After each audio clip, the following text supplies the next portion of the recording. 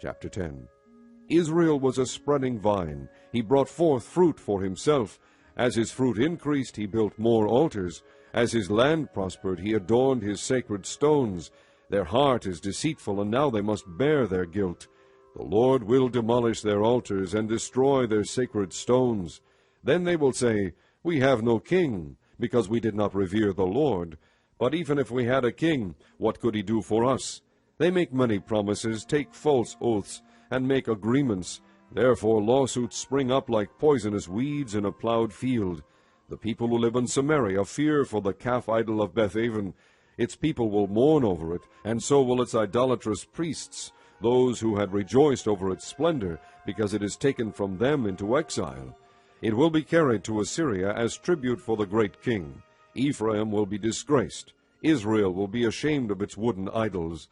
Samaria and its king will float away like a twig on the surface of the waters. The high places of wickedness will be destroyed. It is the sin of Israel. Thorns and thistles will grow up and cover their altars. Then they will say to the mountains, "Cover us," and to the hills, "Fall on us." Since the days of Gibeah you have sinned, O Israel, and there you have remained. Did not war overtake the evildoers in Gibeah? When I please, I will punish them. Nations will be gathered against them to put them in bonds for their double sin. Ephraim is a trained heifer that loves to thresh. So I will put a yoke on her fair neck. I will drive Ephraim. Judah must plow, and Jacob must break up the ground.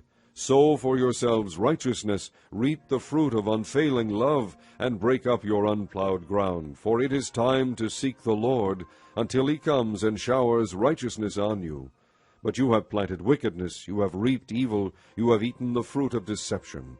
Because you have depended on your own strength and on your many warriors, the roar of battle will rise against your people, so that all your fortresses will be devastated.